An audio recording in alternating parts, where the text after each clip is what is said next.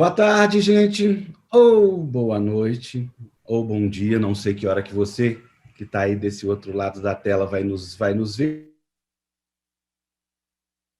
Trazer aqui no Sempre um Papo em Casa, o ensaísta e poeta, para começar, professor, e entre muitas outras coisas, Eucanaã Ferraz.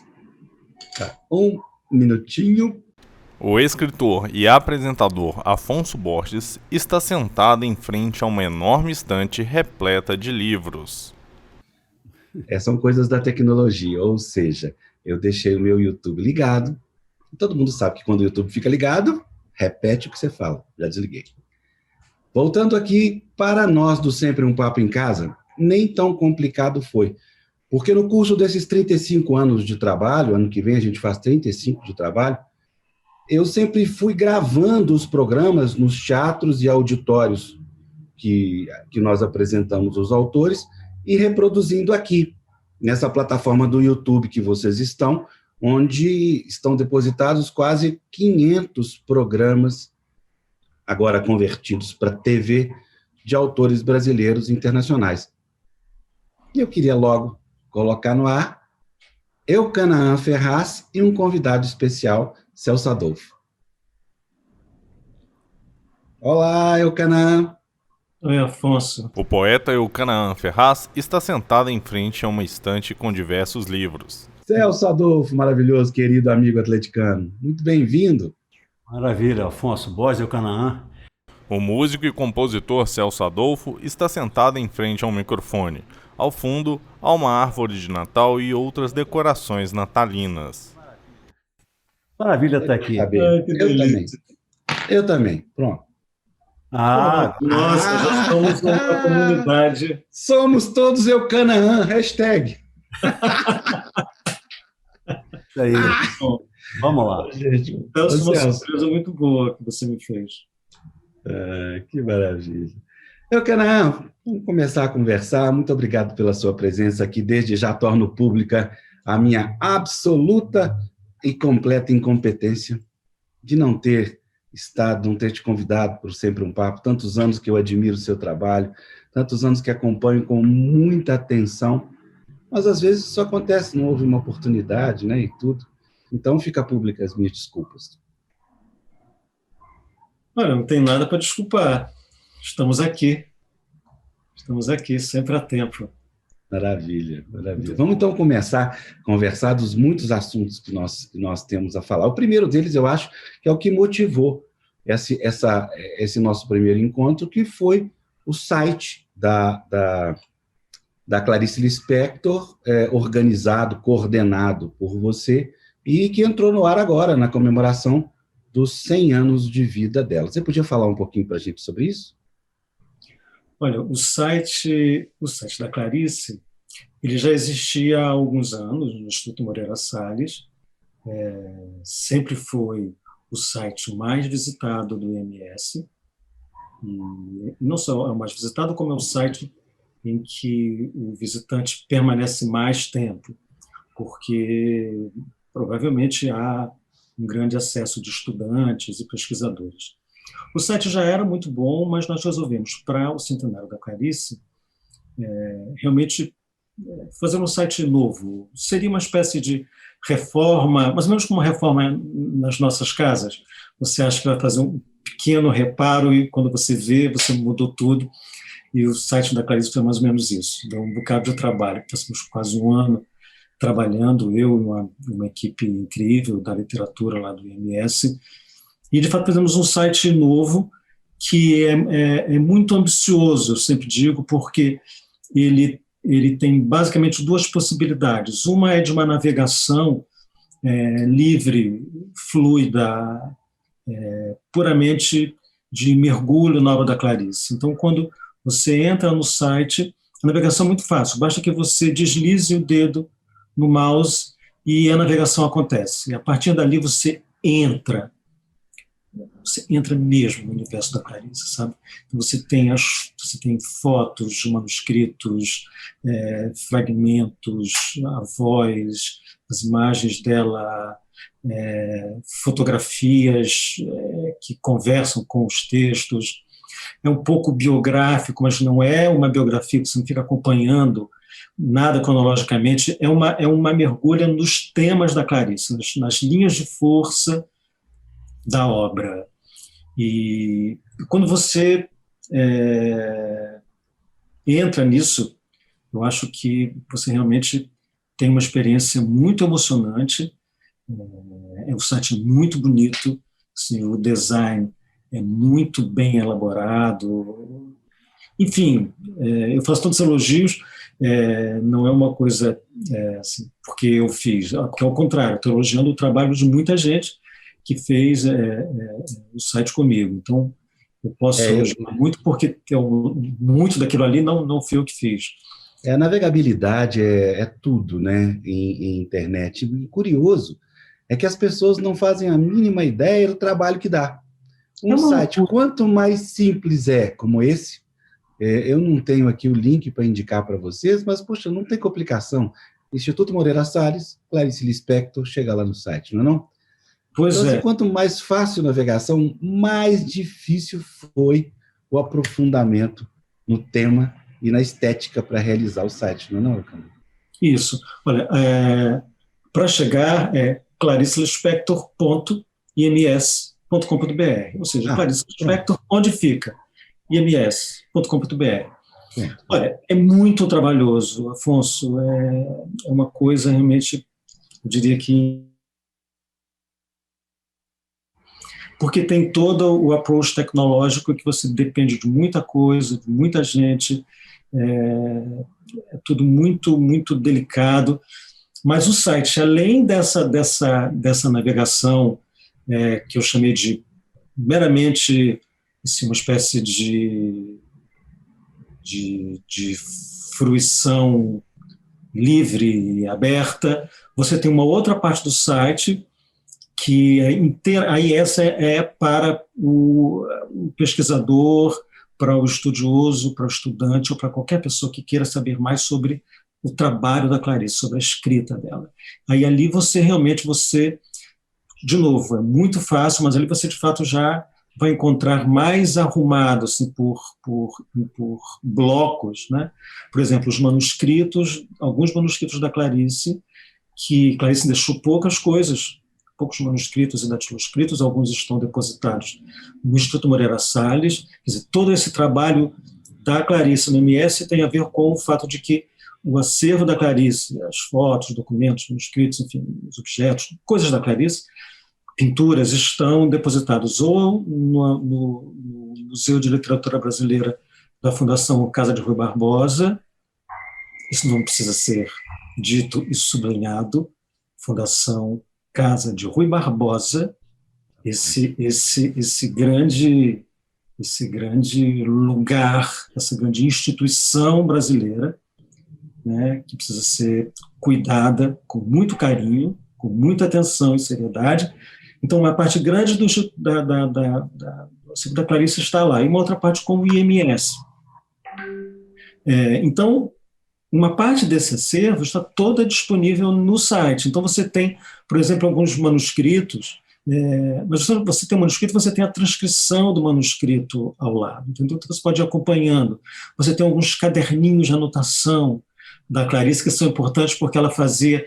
Clarice é muito curiosa, ela conseguia anotar na mesma folha assim, frases para um romance ou para um conto, ou pequenas anotações diárias do tipo emagrecer 2 quilos.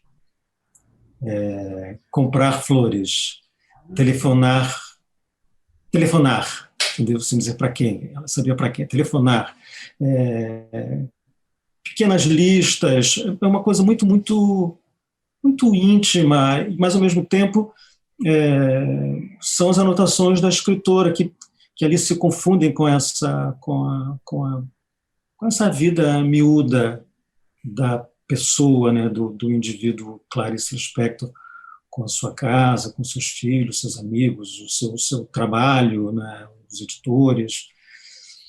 Enfim, você tem esses caderninhos, você visita esses documentos, mas ao mesmo tempo você tem uma biografia muito bem contada, muito bem ilustrada. Você tem uma ferramenta de busca, Afonso, que é incrível, que é uma coisa realmente extraordinária, que é, você pode pesquisar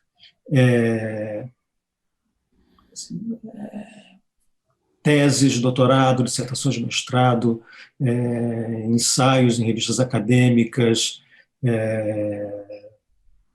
pequenos trabalhos de jornal, enfim, livros.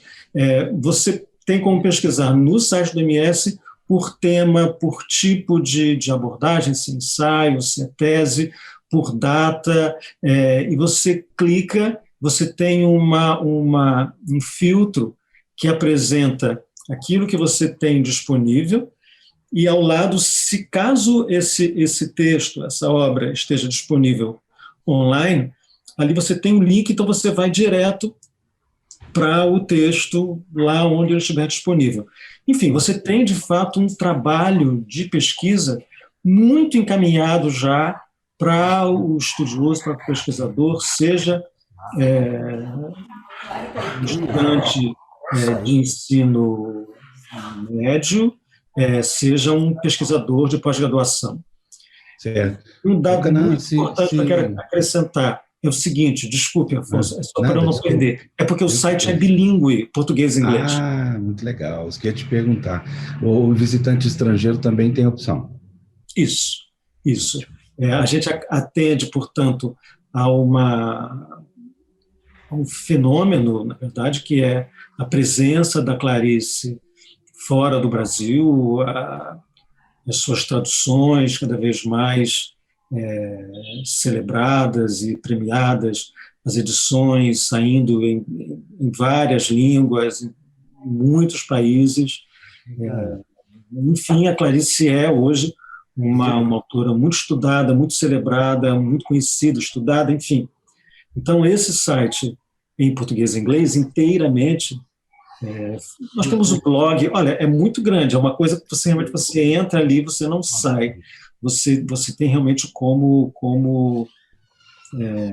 viver, na verdade é um site para você viver a experiência Clarice Lispector. Muito legal, Canaã, porque você dá a opção do Flaner, né? O Flaner na internet é muito legal, muito importante. As pessoas, às vezes, fazem sites tão duros, né? Tão de difícil navegabilidade, querendo cumprir o objetivo do site. E essa opção que eu me deliciei também, de ficar navegando e vendo frases, fotos, curiosidades, é a coisa do Flaner, passeando pela cidade da Clarice. Foi uma delícia. Muito obrigado, viu? Eu que agradeço. É bem bonito. Vamos avançar um pouquinho. Você me contou que está também em companhia da queridíssima Verônica Stiger.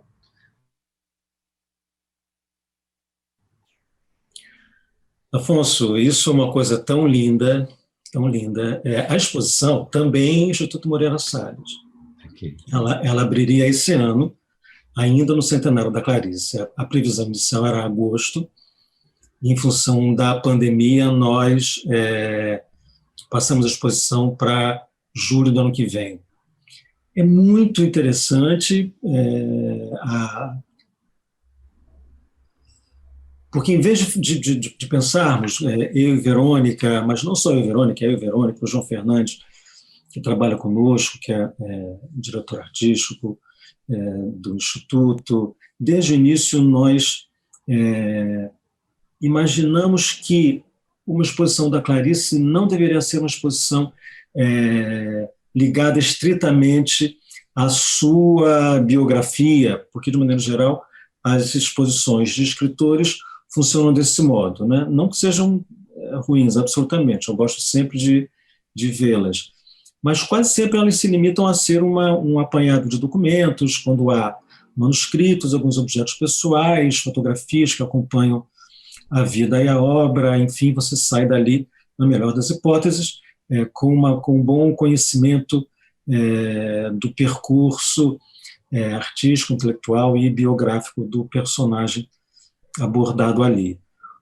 Ou, aquilo que menos me agrada, enfim, mas há quem goste, são as exposições que tentam interpretar a obra de um escritor, e muitas vezes o espectador sai da exposição um pouco tonto, sem saber exatamente o que ele viu, como se você tivesse que chegar à exposição já sabendo tudo sobre o autor.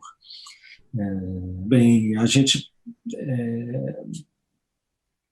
está tentando, enfim, ficar num outro lugar, né? Então, é uma exposição que parte da Clarice, ou seja, a Clarice é o ponto de partida, para pensarmos, Afonso, a obra de artistas visuais que trabalharam contemporaneamente a Clarice.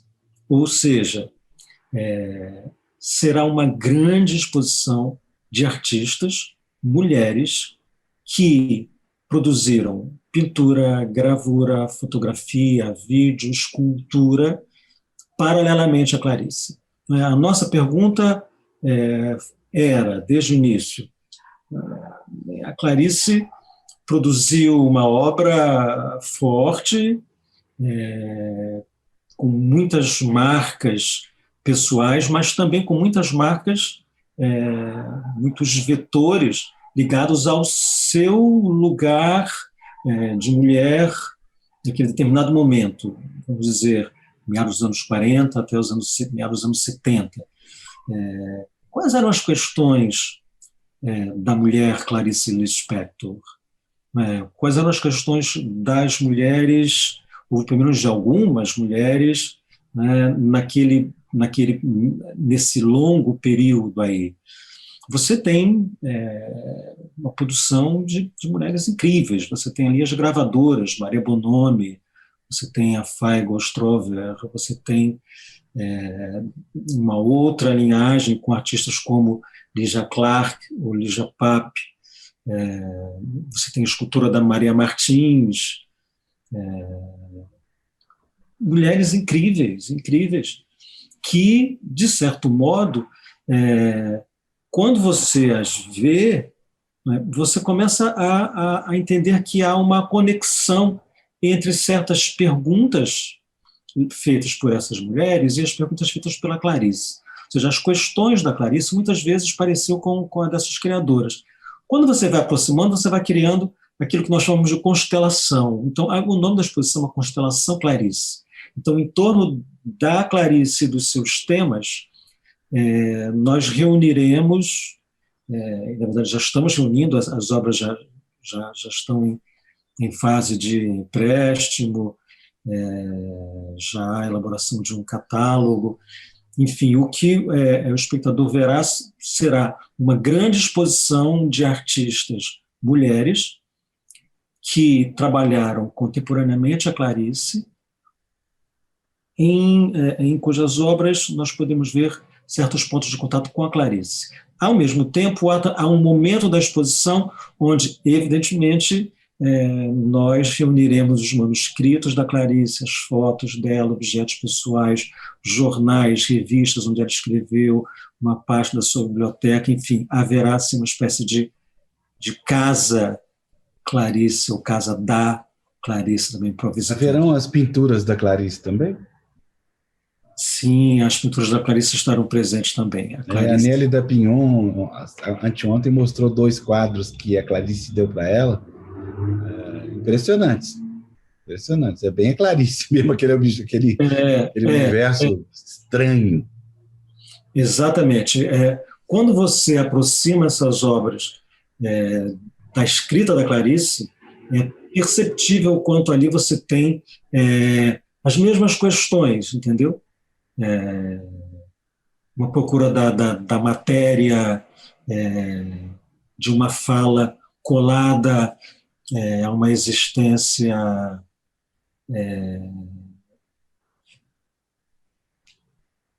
muito pouco filtrada por uma racionalidade e a procura de uma expressão direta do corpo e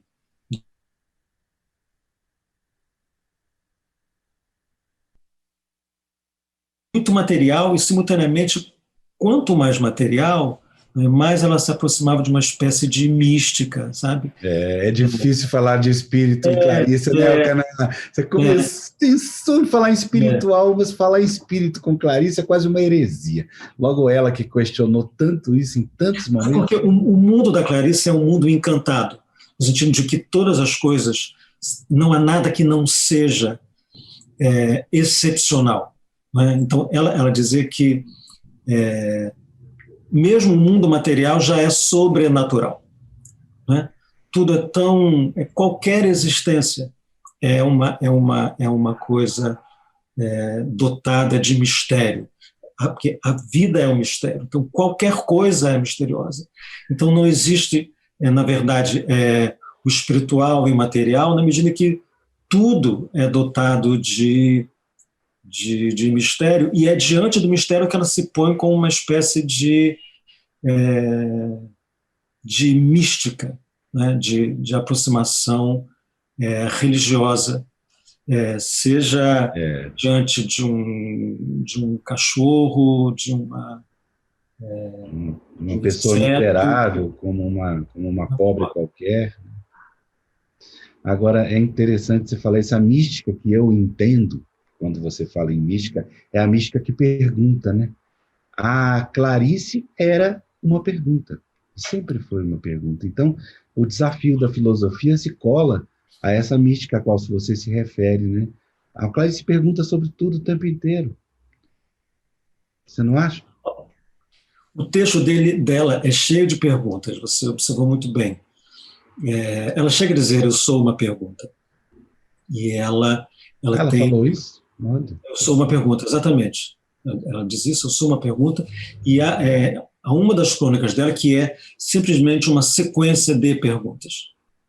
E onde ela se pergunta a certa altura, e por que é que eu não paro de fazer perguntas? Ela é uma interrogação. Né? Talvez o que há de mais flagrante, digamos, na escrita da Clarice, seja isso que você observou. Como ela é uma pergunta, ela vai realmente inquirir as coisas do mundo.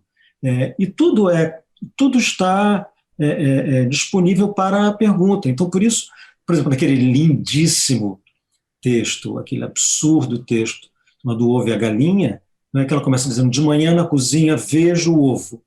Pronto, e a partir daí que se desencadeia uma série de perguntas, de questões sobre o mundo, sobre existir, sobre tudo. É uma espécie de giro completo, alucinado, em torno de todos os temas possíveis de serem pensados, inclusive aqueles que parecem que nem podem ser pensados, que parece que são desafios ao próprio pensamento, né? E tudo porque ela vê um ovo de manhã na cozinha, sabe? Então, porque você pode perguntar tudo a qualquer coisa. Né? O Sérgio Abrantes contou que foi conversando sobre essa crônica do ovo outro dia. Ele falou que ele fez um trabalho de faculdade, assim, muitos anos atrás, sobre essa crônica do ovo e sobre o ovo do João Cabral. Que é lindo. Interessante, que é lindo, né, o conto do João Cabral. Parou, porque senão vamos falar de Clarice, e ela é capaz de fazer a gente ficar aqui esta hora inteira. Então vamos parar. Vamos lá, eu prometi dar um arrazoado aí na sua vida agora, tá? Então nós vamos, em primeiro lugar, deixar o Celso Adolfo prontinho no ponto aí, daqui a pouquinho vamos chamar o Celso, mas agora eu queria que você falasse sobre o dicionário do Drummond. Curiosíssimo dicionário do Drummond que você está fazendo, 600 páginas, e, sinceramente, acho pouco para um ser humano que escreveu de 1914, vamos lá, 13, 12, até morrer. Pois é um trabalho também no âmbito da coordenação de literatura do Instituto Moreira Salles, da qual eu sou consultor, e junto com a equipe, mas sobretudo o Bruno Cosentino, que trabalha diretamente com isso, ao meu lado, nessa empreitada. A gente está organizando para o ano que vem um dicionário Drummond. O Drummond é um outro autor que, junto com a Clarice, tem uma parte grande do seu acervo também no Instituto e que também tem uma parte grande na Casa de Rui Barbosa. E eu resolvi montar um dicionário. Então, são verbetes, né, que tentam levantar uma parte grande, pelo menos uma parte bem representativa, da obra do Drummond, seja em torno da sua biografia. Então, você tem um verbete sobre Maria Julieta, né, e outras, o pai, a mãe, e até questões também biográficas, mas não ligadas exatamente à família, como, por exemplo, o IFAM, onde ele trabalhou, ou Itabira, mas questões também muito... O Morro de Itabira, que foi destruído, porque, afinal de contas, sem isso não tem obra de Drummond. Não, claro, não.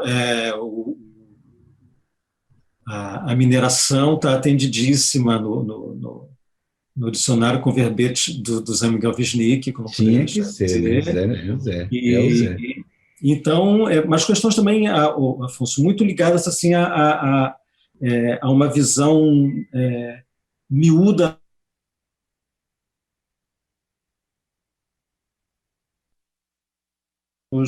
Então, você tem desde uma visão muito, muito close reading ali da poesia, da obra, mas também você tem verbetes de amplo espectro, assim, de ampla abordagem, entendeu? Assim, Estado Novo é um verbete.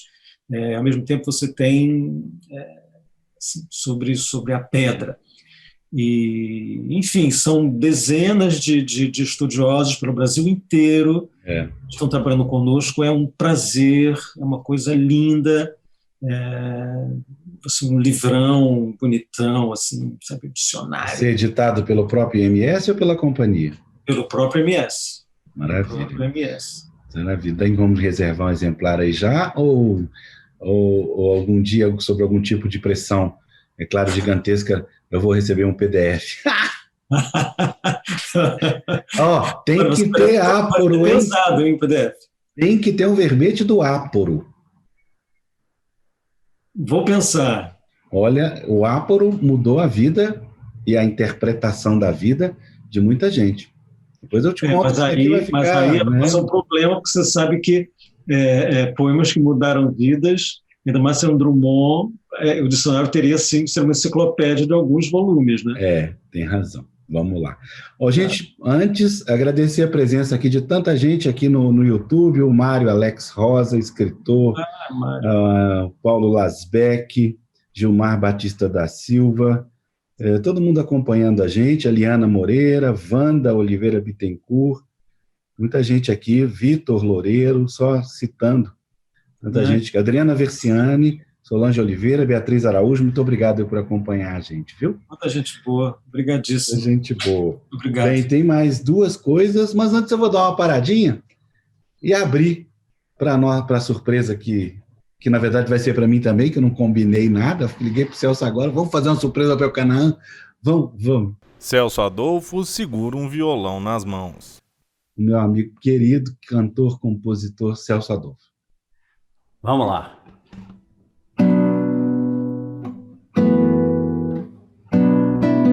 Cai mais uma tarde no lugar, janela aberta para bem-te-vis, telhados de rubis e colibris, eu sofro asas derramando olhar.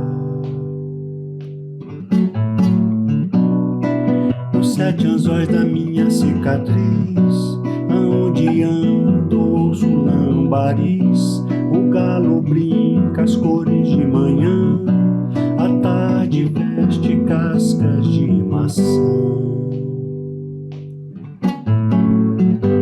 Atrás da moita tempo todo vê, eu temo seus abraços de punhal, espicho o dia de ele me perder, eu guardo meu sossego no embornal, o tempo está na ponta do punhal, engulo seco, ficou branco assim, eu pulo e salto, o medo ri de mim, o medo veste seu capuz de sal.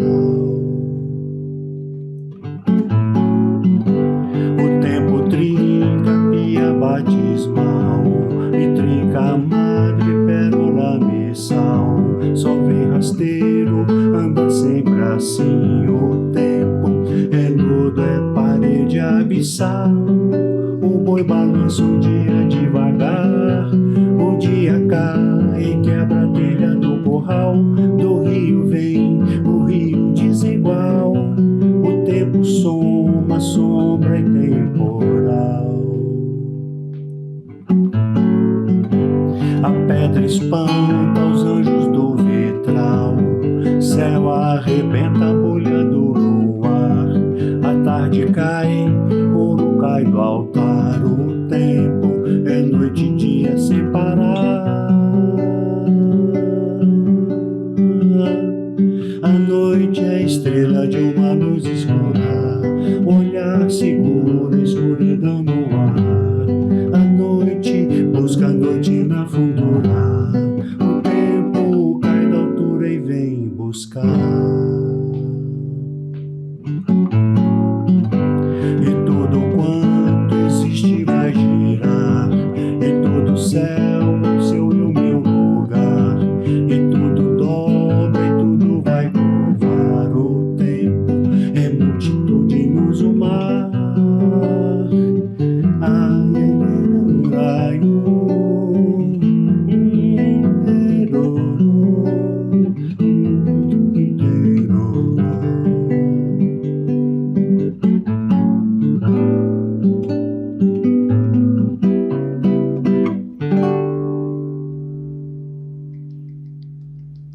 Grande Celso Adolfo. Agora vá para o inferno você inventar que o tempo é multitudinoso mar. Uai. Já imaginou? Bonito. Dei sorte, mas isso aí, né, vai mexendo, uma hora dessa dá certo. Muito lindo, Celso. Lindo A demais, letra é lindíssima.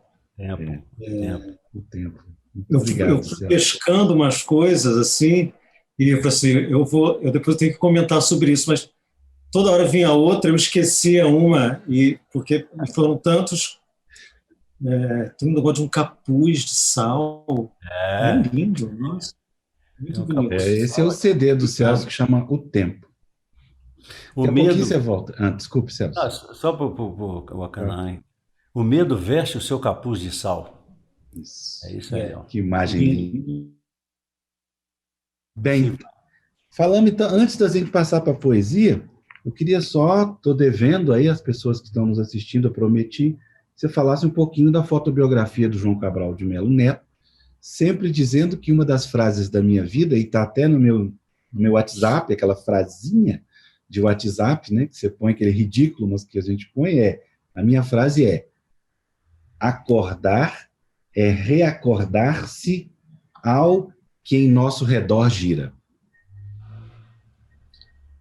Olha, o João Cabral é um poeta que eu amo.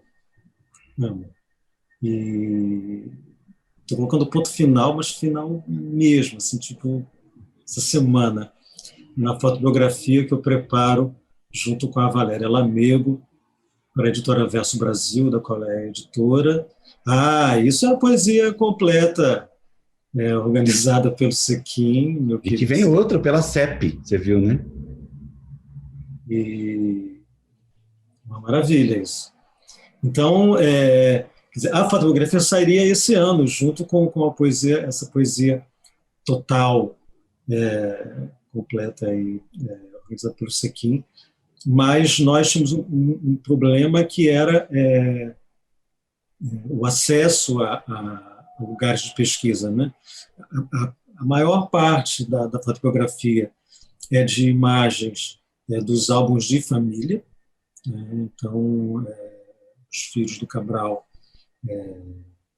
nos cederam tudo que eles tinham, muitas fotos, os álbuns de família, tínhamos acesso aos livros, manuscritos, enfim, mas ainda assim houve uma pesquisa grande e nós precisávamos ter acesso a instituições que estavam fechadas, e mesmo, enfim.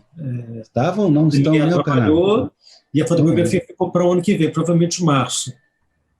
E é incrível, porque tem muita coisa inédita, imagens inacreditáveis, entendeu? Assim, é uma aproximação. E vai ter exposição também ou só o livro? Não, é só o livro. É só o livro, para Verso do Brasil. Mas é lindo, quer dizer, o livro é em si uma exposição, né? Porque é um livro de imagens. Então você tem assim, livros que nunca apareceram, fotos que você vai olhar e você mas, meu Deus, isso existe. E vai sair quando, João? Provavelmente em março. Provavelmente em março. Pela IMS também ou pela companhia? Não, Verso Brasil. Verso Brasil. Verso Brasil. Que tem uma história já com João Cabral, porque a Verso Brasil publicou, acho que há 2 anos atrás, fez uma edição, uma reedição facsimilar do livro Miró, o ensaio do Cabral, João Miró, ensaio que ele publicou, e, enfim...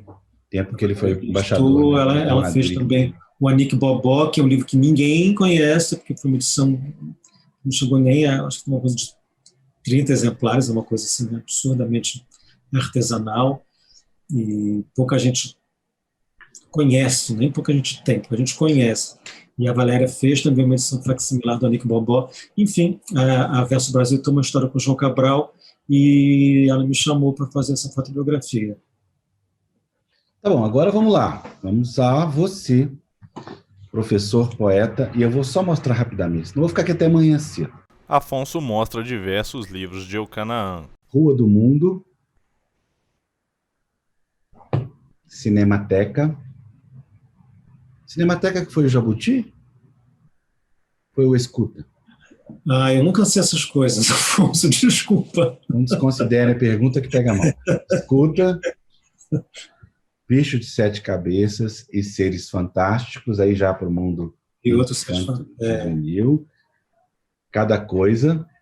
Senão... o Cada Coisa, eu me lembro que ganhou da Fenelige o prêmio de melhor livro de poesia e melhor projeto editorial. O das letrinhas, que eu amo, que eu fiz a 4 mãos, projeto gráfico, com o Raul Loureiro, que é um craque total.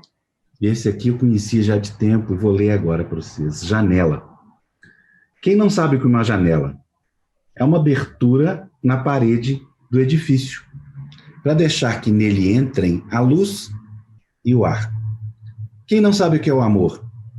É uma abertura no nosso peito, para deixar que nele entrem e que dele saiam a luz e o ar. Danadinho, seu canal. Bem, nós temos aqui também, em cima daquela serra, aí já é para também... Olha, esse livro, Afonso, seria uma história só para ele, porque esse livro tem uma vida emocionante. Porque então você pode começar por ele, não tem problema, não. Eu só vou mostrar todos. Água, sim. E o objeto absoluto da minha inveja, aquela inveja que leva a gente para o inferno, que é o Palhaço Macaco Passarinho. Sim, mas assim entendo, que é a sua inveja porque foi ilustrado pelo Jaguar, não é? Ilustrado por esse ser humano aqui, ó, que não sabe desenhar, né? Cara, essa história é maravilhosa. Olha que lindo. E é claro que agora, também o mais recente, Retratos com Erro, que é o livro que a gente combinou de conversar aqui agora, mas eu acho que você pode já emendar, falando sobre a história do Em Cima daquela Serra, que você falou. Que história que é essa que tem que começar? Eu vou tentar ser muito breve, porque esse livro ele foi escolhido junto com o Isso Aquilo da Cecília Meirelles para fazer parte. Está mostrando outra coisa ali. Celso Adolfo segura nas mãos uma grande caixa marrom. É uma caixa das revistas modernistas, enfim, outra história. Tá bom. Eu escrevo a apresentação da revista Antropofagia. Caramba. E aí, sim, então, há um projeto do Itaú, chamado Ler para uma Criança, que escolheu esse livro, O Palhaço... Não é isso, é Em Cima daquela Serra. Opa, misturei. Um em cima daquela serra, exatamente. Você é tão fã do outro que você... Pois Mas é. esse livro... Vou colocar Então, aqui. o Itaú, ele fez esse projeto, é o seguinte, esse livro e a Cecília Meirelles. Qualquer pessoa, Afonso, escrevia,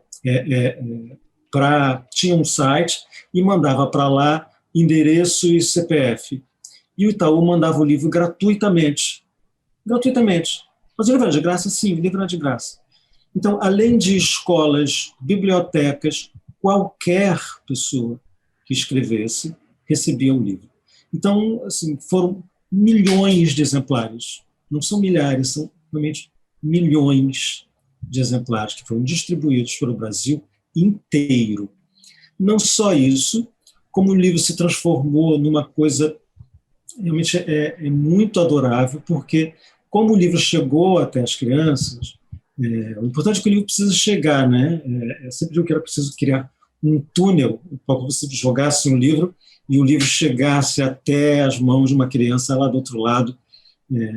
Enfim, esse país seria outro, o mundo seria outro, a vida seria outra. E esse livro teve esse privilégio. Ele entrou nesse túnel. E, enfim, as crianças ficaram encantadas. Há dezenas de vídeos postados com as crianças lendo. E agora está sendo desenvolvido um trabalho com esse livro para crianças que têm deficiências visuais, auditivas, intelectuais. Então, o livro tem toda uma equipe que tem trabalhado com ele para desenvolver modos de leitura dele voltados para crianças que não as crianças que têm a possibilidade de ler um livro como eu tenho e você, né? Então, assim, é uma coisa muito emocionante. Então, assim, é um livro que me deu e me tem dado uma alegria enorme. E confirma um pouco aquilo que a gente já sabe, que é o fato de que você põe um livro no mundo e ele vive por conta própria e nos surpreende. Livro é engraçado, né? Se tivesse uma fórmula mágica, eu acho que uns 3 ou 4 editores no mundo seriam deuses, né? E livro não tem fórmula mágica. Livro tem sua própria vida. E é inexpugnável. Ninguém sabe o que vai acontecer quando o livro chegar. E olhando para toda a sua poesia, que por sinal estou impregnado, porque hoje eu li o tempo inteiro, eu vou fazer a pergunta mais óbvia do mundo, me perdoe a obviedade, mas é das perguntas mais pobres, que às vezes o convidado, o escritor, se apieda do entrevistador e faz uma resposta decente. Então, eu queria te perguntar o início. Para que serve a poesia, Eucanaã? E, olha, com essa pergunta eu vou fingir que caiu a conexão para não responder. Eu tinha um problema, a rede caiu. Olha, Afonso, você sabe que essa é uma pergunta que não pode ser respondida, e por isso você disse imediatamente que seria esse tipo de pergunta.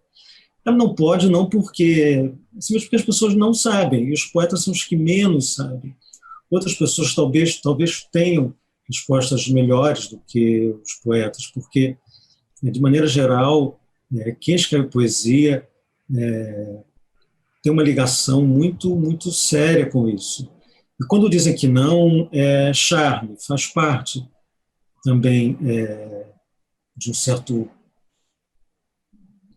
mundo da poesia, recusar a poesia. A poesia e a sua importância e o seu papel não só na vida de quem a escreve, mas a sua presença no mundo.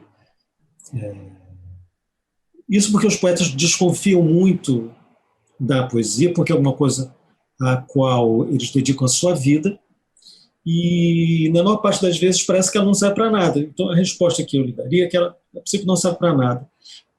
você não serve para nada, por que é que nós nos dedicamos tão fortemente a ela, né?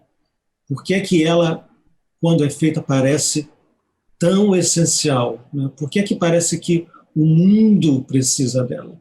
E o mundo precisa dela porque muitas vezes parece que ela pode mudar o mundo. E nós sabemos que não pode. Então, tem os poetas que é uma ilusão, a ilusão é minha. Enfim, eu acho que a poesia serve para nos tornar dignidade. Não é uma utilidade imediata, mas ela devolve a nós a nossa dignidade, porque é a linguagem, entendeu? A linguagem levada ao seu ponto maior, mais alto, mais experimental. O poema diz aquilo que nunca foi dito, então é como se cada poema inaugurasse a humanidade, entendeu? Nós sabemos quando uma criança nasce e ela tem a possibilidade de refazer o mundo, quer dizer, um poema é o mundo sendo refeito. Então isso pode não parecer nada em alguns momentos. Em outros momentos isso pode parecer uma coisa gigantesca. Enfim, é uma resposta com muitas saídas, assim, e todas parecem muito frágeis. Você acredita, Elcanaã, que existe uma espécie de estado poético permanente? Permanente não. Permanente não. Existe um estado. E ao contrário, ele é muito fugaz, ele é muito efêmero. Você tem que apanhá-lo. A Clarice, né? O que a Clarice fazia? Ela anotava rapidamente. Então, por isso que ela tem essas anotações nesses tais caderninhos, que tem lá comprar flor, comprar não sei o quê, ir ao mercado, emagrecer um quilo, e ao mesmo tempo tem ali uma frase incrível, com as frases da Clarice, porque se ela não pega aquilo na hora, aquilo vai embora. Então, esse estado, que parece que é permanente na Clarice, ou no João Cabral, para falar dos personagens que nós falamos aqui hoje, não, ele não é permanente. Agora, os criadores têm uma espécie de atenção, né? Um tipo de atenção. Um spleen, como diria Baudelaire? Você tem uma coisa...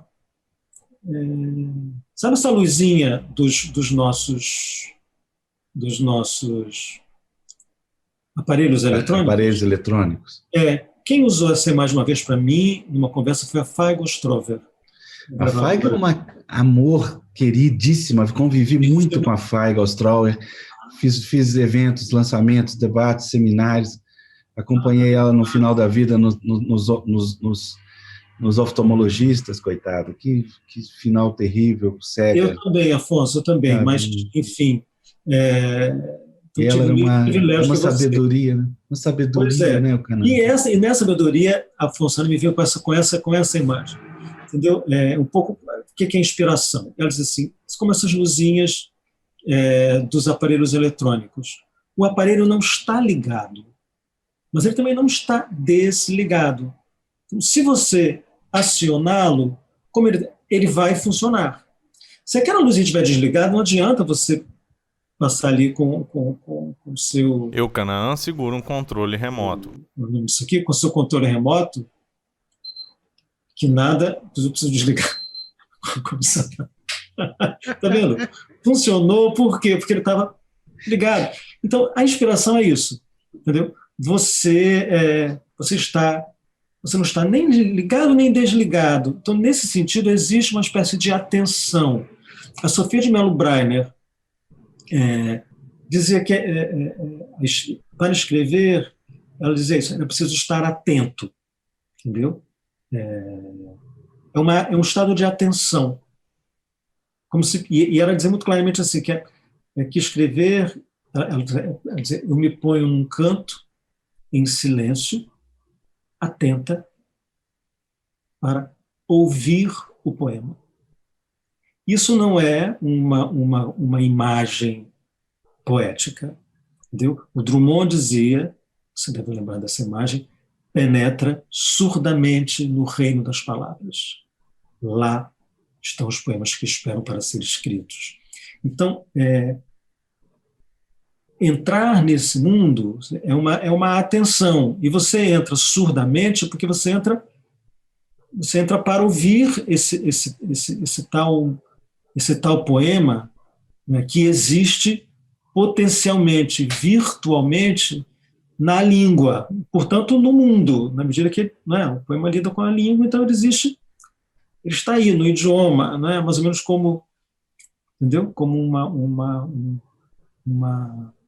um acervo, não do passado, mas um acervo do futuro, do que está por vir, um devir acervo, se a gente quiser pensar nesses termos. E o poeta é simplesmente aquele que entra lá. E você? Eu faço assim. Eu tento estar atento. Eu estou atento. O Afonso Ávila dizia, que é uma frase que eu nunca esqueço, que a grande lição do poeta é criar um estilo. Isso eu vejo nitidamente na sua obra. Você também consegue identificar isso? Afonso, eu acho que estilo é o seguinte, estilo é o que você é, né? Então, assim, aquilo que você é transparece, está ali. Então, eu acho que ele deve existir na medida em que eu construo aquilo e aquilo tem a ver com aquilo traz a marca do seu fazedor, por trás daquilo que sou eu. Mas eu não tento ter uma linguagem, um estilo, uma voz, nunca procurei, não procuro.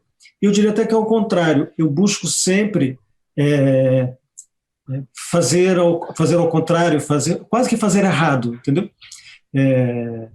Desfazer, experimentar o que eu não sei, ter uma voz diferente. Os livros, de maneira geral, quando você os vê, quando você os lê, agora você disse que tem lido, é curioso que você diga que tem ali uma coisa, eu acredito que sim, quase que uma constância, mas, de maneira geral, eu gosto dos livros, dos meus livros, os meus livros de poemas, talvez os de criança seria preciso explicar melhor, mas enfim, os livros de poemas não têm uma unidade, entendeu? A sua às vezes, opinião. A opinião do autor é sempre muito questionável, né? Vamos falar a sim, verdade. mas é claro que é. Mas eu diria assim que um poema não parece com o outro, que não parece com o outro, não parece com o outro. Ah, claro, sem dúvida. A voz, por exemplo, a voz do outro a que você se refere nos seus poemas, quem é o outro?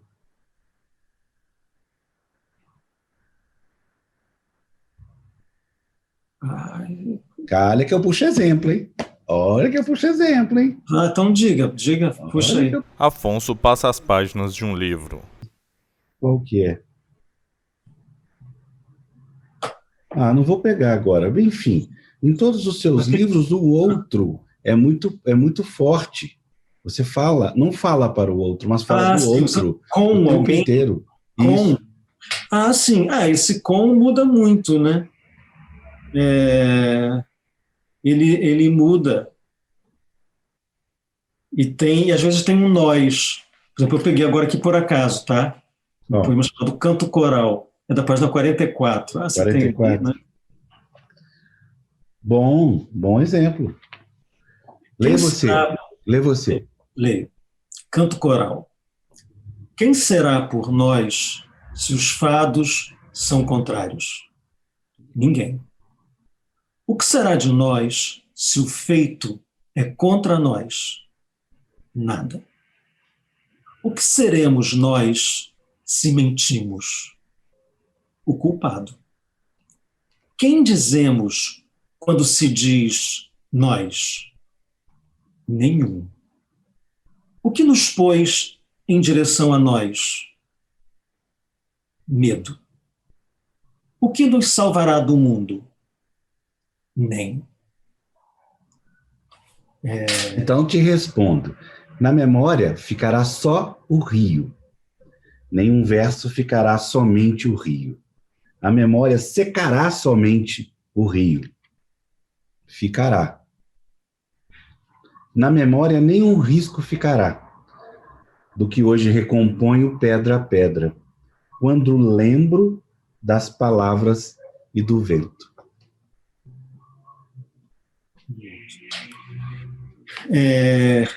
Esse poema que eu peguei por acaso aqui, Afonso, dá para te dizer o seguinte, assim, quem será por nós, ou seja, depois, é um poema que tem, né, tem 6 estrofes e 6 perguntas. Não sei para quem que está sendo perguntado. E há uma resposta. Eu também não sei quem está respondendo. Entendeu? E quando você vai olhar direitinho, você nem entende direito quais são as perguntas e as respostas também não são claras. Então, são perguntas confusas com respostas confusas e a gente não sabe quem pergunta e a gente não sabe quem responde. Mas como há um nós e é um canto coral, então a impressão que o poema dá é que ele é sobre um nós e não sobre um eu, entendeu? Então ele busca capturar o leitor para dentro como parte de alguma coisa coletiva. Não sei se a humanidade, não sei se o Brasil, enfim, é uma experiência. Então, muitas vezes esse tua que você se refere, muitas vezes ele existe materialmente, e muitas vezes ele é o resultado de uma procura ou de uma escuta, entendeu? É alguma coisa, uma coisa abstrata para a qual você se dirige, entendeu? Quase como se você buscasse construir a sua voz a partir de uma conversa com esse tu, que não é ninguém, e que quase sempre, ou talvez até sempre, ele é o leitor, né? Porque o poema ele é para ser lido, ele só existe na leitura. Ele só existe para alguém. Mas eu vejo também uma espontaneidade na sua obra oculta através de uma senhora elaboração. A pergunta é, qual é o peso da estética nos seus poemas? Não na hora da criação, depois. Olha, eu acho que... Olha, eu tenho uma frase de efeito para isso. Lá vem João Cabral! Lá vem João Cabral! Não. Bem ao contrário. Tem. O João Cabral é cheio de frases de efeito, né? Exatamente. Mas a minha frase de efeito ela é bem antes. Ela não é nada cabralina. Porque... sabe aquela historinha que todo mundo já usou milhões de vezes? Qual a porcentagem de transpiração e de inspiração? Sei. 50%. Então, há toda uma... E a minha resposta, que eu digo que é a minha frase de efeito, a minha resposta que é a seguinte: para mim é 100% transpiração e 100% inspiração. Então, para mim, idealmente... Não, é diferente. Não é feito, não. Ela é de efeito no sentido que ela tenta fazer uma certa blague com a matemática, que não é o meu forte, ou assim, é uma matemática que funciona para mim na medida que essa fórmula maluca, como é que você pode ter 100% de uma coisa e 100% de outra, formando uma mesma coisa?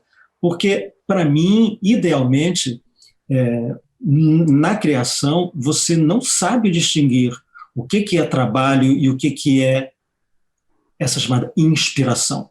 Entendeu? O que é que está vindo, o que é que você está ouvindo, o que está sendo dado e o que está sendo construído.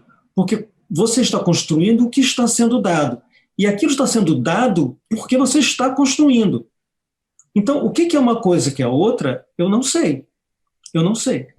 Então, é claro que muitas vezes o estalo do poema ele parece gratuito, ele pode vir de uma cena, de uma conversa, sei lá, né, a canção do capuz, essa imagem do capuz, pode ser que daqui a algum tempo esse capuz, entendeu, esse sal, pode ser que isso algum dia eu venha, assim, que negócio do capuz. Eu sei de onde veio. Aqui, entendeu? Agora, eu ouço, todo mundo ouve, milhões de palavras lindas, interessantes, com sonhos bonitos ou com ideias interessantes, curiosas. A palavra capuz, eu já ouvi 1 milhão de vezes. Ela nunca me despertou nada. E hoje, por acaso, ela veio dentro de uma sintaxe, não só uma sintaxe no sentido de uma língua, entendeu? De uma frase construída, mas de uma sintaxe de que aquilo estava dizendo, tinha uma fala ali. Né? Então, se tinha uma tal beleza que parece que eu ouvi pela primeira vez a palavra capuz. Entendeu? Então, isso me apanha. Entendeu? Mas então você acabou isso vai virar um poema? Se você vai parar no poema, pode ser que sim, pode ser que não. Mas, assim, a minha atenção hoje capturou, por exemplo, essa palavra, entendeu? Tá, como é que você distancia? Qual a distância na sua cabeça, na hora da criação, ou não, depois, entre matemática e música? A diferença entre matemática e música? Não, qual a distância na sua cabeça na hora que você faz? Porque para mim, e vejo aqui, acabei de falar um poema de 3 frases, três frases, uma palavra no meio e mais 3 frases embaixo, todas com vocais abertos, né? Deixa eu até conferir para não falar bobagem. Olha, Afonso, tem muito... Aí, isso é pura matemática, desculpa a música, Celso Adolfo está aqui para nos falar, para nos ajudar, mas, puxa, é pura matemática. Olha, tem muita matemática. Por acaso eu passei o olho aqui num poema que não é sobre isso e é sobre isso. Se chama Funâmbulo, já que você tem aí, 76. Deixa eu olhar aqui. Eu nem sei se vale a pena ler o poema todo, enfim, eu nem sei se... Mas só porque, pelo menos, o começo dele me pareceu curioso. Lá está ele. O funâmbulo é o equilibrista, né?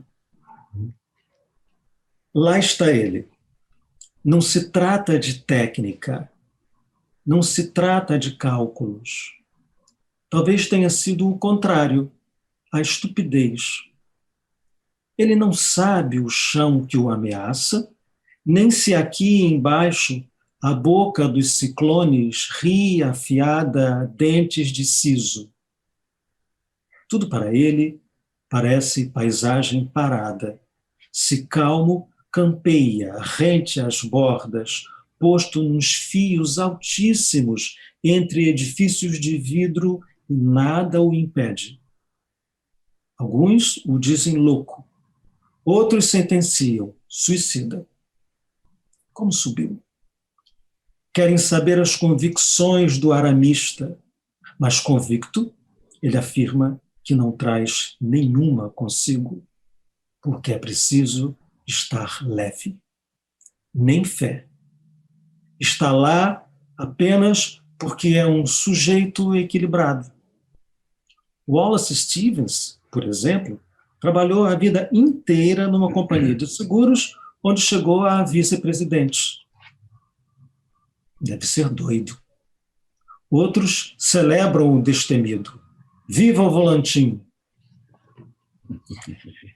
Então, veja, isso que parece o resultado de uma matemática, não é? De um equilíbrio, não é? O homem num fio de arame entre edifícios, isso pode ser exatamente como, estupidez, loucura. E aquilo que... E o Wallace Stevens, um poeta cuja biografia se resumiu a ser... O ponto máximo da sua biografia foi ter sido o diretor da empresa em que ele trabalhou. Então, muitas vezes o que parece loucura é cálculo, e o que parece cálculo é loucura.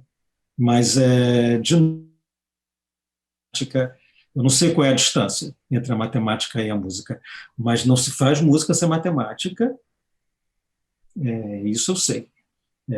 Mas mas a maneira com que isso se dá é muito especial e ela é muito singular para cada criador, sabe? Assim, isso é o estilo, sabe? O estilo, assim, como é que você fala? O estilo assim, como é que sai, como é que você se projeta para o mundo. Não é como é que você traz o mundo para você, não. É como é que você sai de você. Sabe? Como você respira. Mistura no mundo. Como é que aquilo. Aquele negócio da janela do poema que você leu ali. Entra e sai luz, né? Vem cá, esse volume gigantesco de. Desculpa, não é gigantesco. Os poetas que você realmente aprofundou do trabalho, entre eles o Vinícius, não te fantasmagoriam de noite, não? Mas eu amo isso. Ele fantasmagoria, mas eu gosto bem. Olha, Sofia de Mello Breiner, que eu amo. Você vai até fazer um trabalho sobre ela, desculpa, eu não perguntei. Pois é, que eu fiz uma antologia para a Companhia das Letras, o Vinícius, que eu tenho trabalhado anos, o Drummond, desde os tempos de aluno de graduação na Faculdade de Letras, outros poetas que eu estou sempre envolvido, organizei uma exposição assim, bonita, importante sobre a poesia, chamada Poesia Marginal, dos anos 70. Tem um pessoal jovem que eu estou sempre lendo, tem os portugueses, tem o Eugênio de Andrade, tem os meus amigos queridos que eu leio e que eu tenho inveja, entendeu? Eu tenho inveja do Fabrício Corsaletti, sabe? Ele me manda os poemas e eu digo, Fabrício, por que eu não escrevi isso? Sabe? Fabrício é ótimo, Fabrício é ótimo. Isso é maravilhoso, entendeu? Então, é um negócio que não não são só os fantasmas, são os vivos, sabe? É um filme que você assiste, é um negócio. Então tudo tudo faz parte desse estado de atenção, sabe? É uma atenção para as coisas, uma atenção para o mundo. Eu sou muito atento, eu sou muito ligado. E esses autores me ajudam. Eu não tenho com eles nenhum tipo de... Não tem nenhum problema. Eles não são um problema para mim. O Caetano Veloso não é um problema para mim, que é o maior poeta da língua portuguesa.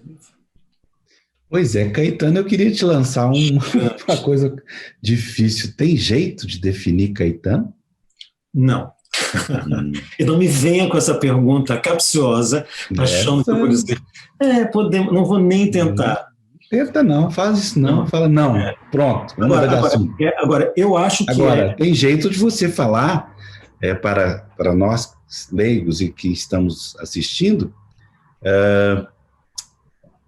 uma espécie de imagem, que seja poética ou não, que ilustre, resuma, faça com que nós sejamos capazes de entender um pouquinho Caetano.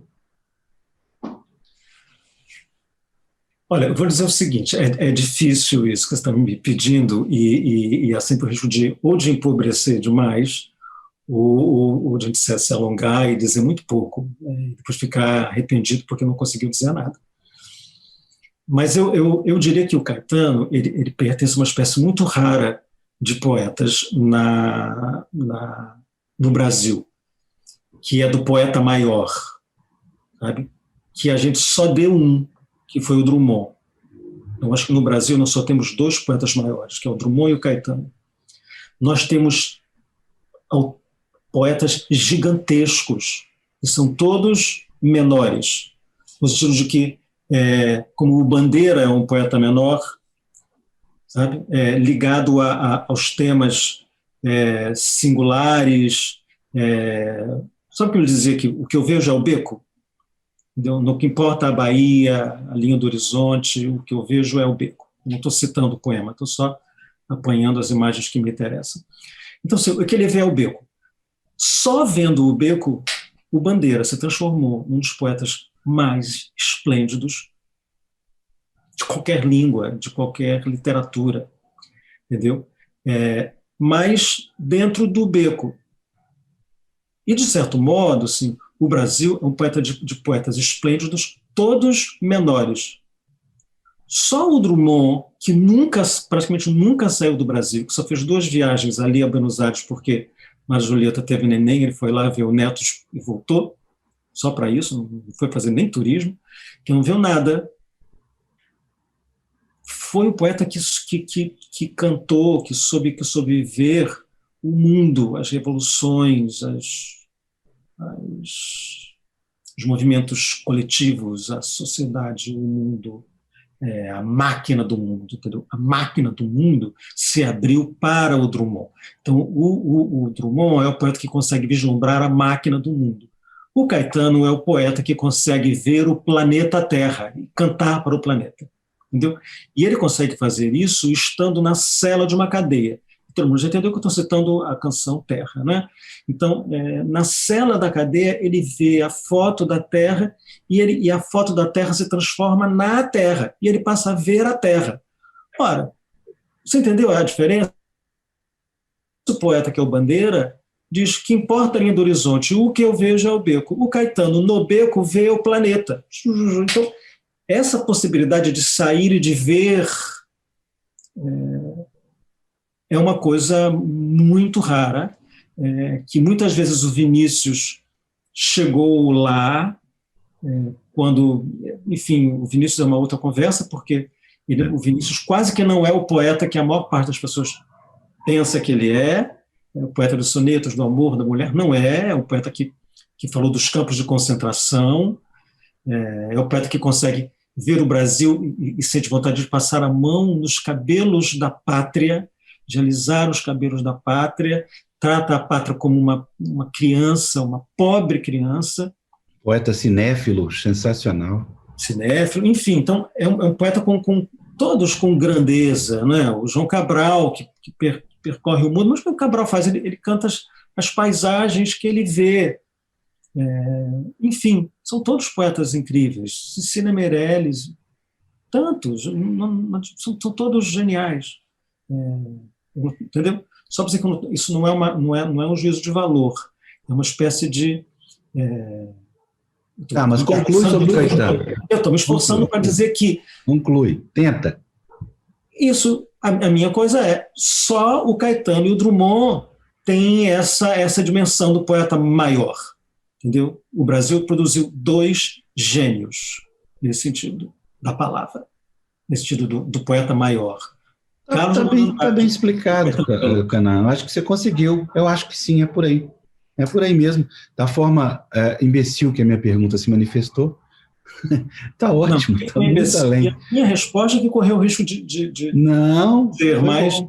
Vou pedir, você tem razão, é difícil mesmo fazer o que eu pedi, mas eu fiz questão de fazer porque eu tenho certeza, tinha certeza, e agora tenho certeza absoluta, que sairia uma resposta digna. Obrigado. Bem, queridão, já passamos um tempão da hora, também nem prestei atenção na hora, mas lá, são 19h15, tanto faz, por mim eu ficaria aqui a noite inteira conversando com você, o que nos remete ao fato que a gente pode fazer outras vezes, né? Não tem problema, né? Vamos. Como disse Saramago, se fizemos esta, por que não poderíamos fazer outras? Claro. E temos mais uma canção à nossa espera? Pois é, eu queria em primeiro lugar te agradecer muitíssimo, o Canaã, lembrar que estamos aqui por causa do Retratos com Erro, mais recente livro de poemas do Eucanaã. Afonso segura nas mãos o livro Retratos com Erro de Eucanaã Ferraz. A capa é predominante azul com uma ilustração preta. É um livro de poemas magnífico. Eu faço isso, sabe por quê, Eucanaã? Porque pouca gente faz. O escritor brasileiro não é treinado para fazer isso. O mundo inteiro, os escritores falam, eu acabei de escrever esse livro, por favor, comprem. Então, já que o Canaã não falou, eu estou falando. Comprem. São lindíssimas da Companhia das Letras e também faça como eu, compre todos os outros. Beleza? Obrigado, Afonso, vou ficar contente. Devo passar as últimas palavras para você, o Canaã, antes do Celso Adolfo. Olha, eu adorei essa conversa. Eu sabia que ia acontecer isso, que eu ia ficar arrasado, porque ia achar rápida, que ia passar muito rápido. Recusei muitas lives, mas a sua eu não poderia jamais recusar, porque eu sabia que ia ser uma conversa boa. Você conversa com tanta gente interessante, importante, porque você não é, enfim, você é amigo dessas pessoas, entendeu? E eu assisti há pouco tempo a sua conversa com Janete, mas é o Janete, né? Aquele deslumbre, tudo que fala, como fala, nossa, aquelas frases redondas e perfeitas, que é seu grande amigo. Você falou, a gente se conhece há 30 anos. Enfim, eu não podia não aceitar, e fico muito contente a maneira carinhosa com que você me recebeu, com que você falou dos meus livros e dos meus poemas, a surpresa, né, da gente ter o Celso com canção, canta uma coisa tão linda, quem sabe ainda me deu um poema lá com o capuz. O medo é o capuz de sal. E tem outros, e o Celso é danado, esse menino é danado. Não, Celso... Então, Domingos do Prata fez um menino bem direitinho aí, né, não, Celso? E caso haja alguém nos assistindo, eu agradeço muitíssimo a paciência. E haverão mais depois que essa live for encerrada, você pode ter certeza. Desejo a todos. Obrigado, Canaã. Eu só te peço que não seja que é a primeira, mas que seja a primeira de muitas que vamos fazer ainda. E de preferência da próxima vez presencialmente. Isso. Saúde e paz. Celso. Celso Adolfo, senhor, antes de agradecer, muito obrigado, Celso, por estar conosco. Agora a palavra e a voz são suas. Canaã. Celso Adolfo mostra novamente a caixa que segurava. Para todo mundo ver. Eu me lembrei aqui desse lançamento, que foi em 1980, 2015, aliás, aqui em Belo Horizonte, desse pacotão aqui com as revistas modernistas. E você está nesse meio, você, o Ivan Marques e o Eduardo Jardim. Está autografado aqui por você, para mim, aqui dentro. Muito bem. Por causa disso aqui, eu quero cantar uma música chamada Brasil, Nome de Vegetal, que veio de um poema do Mário de Andrade, que é o Noturno de Belo Horizonte. Então, veio de lá. E o nome, Brasil, Nome de Vegetal, está dentro do poema. Então, vou cantar essa música aqui para a gente encerrar. Formamos um assombro de misérias e grandezas. Somos aqui nessa terra o grande milagre do amor. Navios arpando com as tristezas filhas de Portugal. Da sorte que a corte lançou, nasceram lindas orquídeas, orquídeas tão desiguais. Uma delas é Minas Gerais.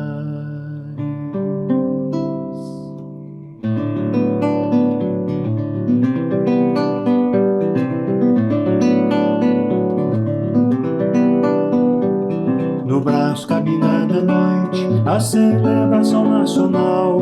Dançavam jongo mineiro, pemba, terreiro, cachimbo de pau. Ouro preto é minério real, velho monastério de sal. Arde a capunda dos pretos, velho soneto, canção desigual.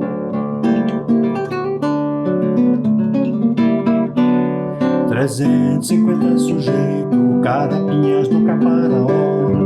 Cebobica, Pupu, Cascalho, Zé Pedro, Lalizé, Tatu. Aquela cidade, o mulato, Cafu. A serenidade, o menino já com a mão da memória. Que o fogo chamusca, se busca lembrança no meio dos bambus.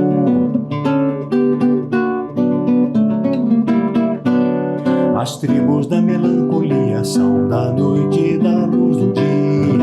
Ouro da capitania, quantas penas deu e daria. A vida correu, na frente a menina corria da Calpito Maria.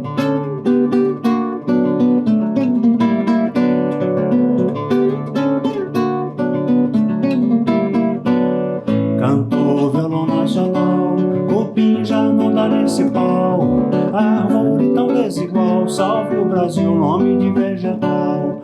Cantor, violão nacional, cupim já não dá nesse pau. Árvore tão desigual, salve o Brasil, nome de vegetal.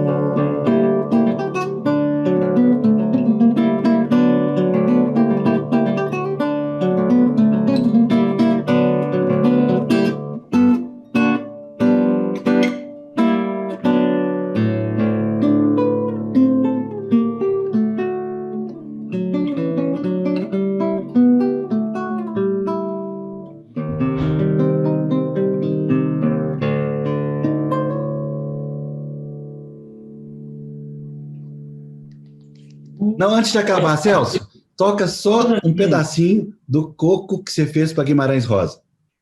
Isso é uma coisa linda, hein? Sagarana. Nossa, É lindo, não é, não, Fernando? beleza. Muito lindo. Entre tanto sujeito, esse troço pega, viu, cara? Daqui a pouco você vai estar falando assim, lá vem 15 tantos sujeitos para me amolar. Vou pegar outro Falou violão. tempo. Peraí, viu? Muito bonito.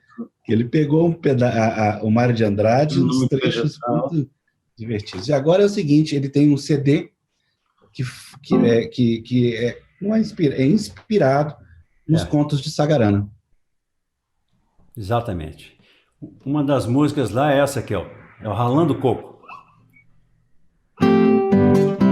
Eu vou ralando coco até aqui. Eu vou ralando coco, morena, coco de ouricuri. Tira a barca da barreira, deixa a Maria passar. Maria é feiticeira, ela passa sem molhar. João dos quintiliano, prosa com que não tem. Cala a boca, gente, que os quintiliano é vem. Os quintiliano é 3 em 1 e é todos de uma vez. Os quintiliano é 3 em 1 e é todos de uma vez.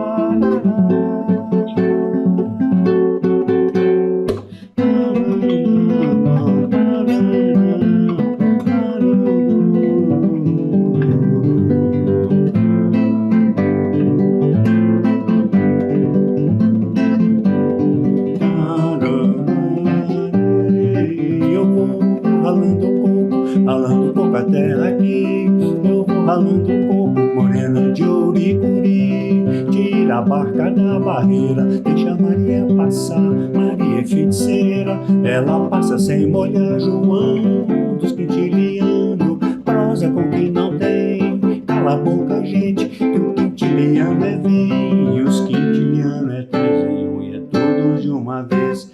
Os quintiliano é 3 em 1 e é todos de uma vez.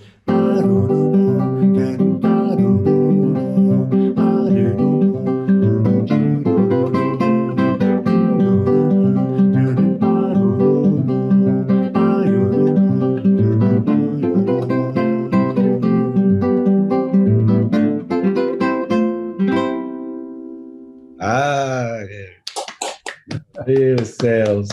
Qual conto foi esse, Celso? Isso aqui é um apanhado de estrofes soltas, né?